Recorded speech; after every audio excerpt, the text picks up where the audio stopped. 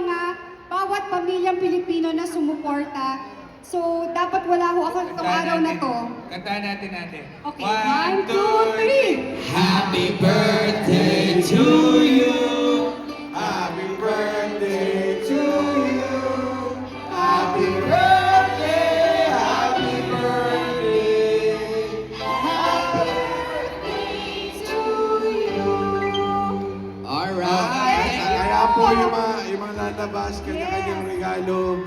Gcash. Party! Gcash na lang po. Mall show to! No, pero totoo po, sabi ng anak ko, Mom, it's my birthday, pero I think you have to go and thank everybody, lahat po, bawat pamilyang Pilipino na nagmamahal po sa The Cosmes at kay Lolo Dolphy. Kaya po, andito ako may araw na to. Thank you, anak. Thank you, Sabina. At salamat po sa inyong lahat. Sana ho, nagbigay kami ng happiness sa inyo dahil sa pelikulang ko na ginawa ng aming kapatid na si Direk Boy Tukison. Malaking palakpak po para kay Direk Boy to! I love you all. Thank you! Maraming salamat, our Optimum Star Claudine Barreto.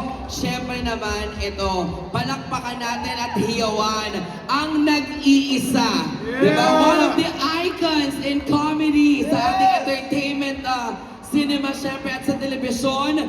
Please welcome Fisher Mall, Miss Nova Villa!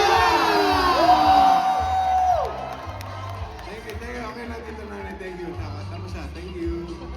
Hindi ba? Hindi ba nagsasabi? Nagsasalita sa nanay. Magandang hapon sa inyong lahat. Kanina binati mo, Roxanne. Ang sabi mo mga batang 90s. Batang 90s. Nais ko namang batiin at marinig ang palakpak mga 1946. Wala, nasa bahay na lang. Hindi, nandyan yan. Pero sino dito? 1946? Dali, ayun. Baka Mga 1946. asan dyan? Oh. Hindi raw siya 1940s. Mga tropa ni Tita Nova. Pinuking mo yun. 1942 daw siya. Yes, Ay, mga 1950s. nanay. Ang mga fans ng Home Along the Riles, magmula pa nung umpisa. Hello po sa inyo lahat at ganun din ang mga tatay na nanonood ng Home Along the Riles. At ngayon po, mga nanay, tatay at mga anak, eto na yung Home Along the Riles na pinapanood lagi ng inyong mga magulang. At dito nakikita ninyo na kung anong klaseng show meron ang Home Along the Riles. Ito ay pampamilya. Kaya huwag niyong kaligtaan, lagi niyong panoorin ang Home Along the Riles. Sapagkat ito'y nakakabigay ng aral sa atin.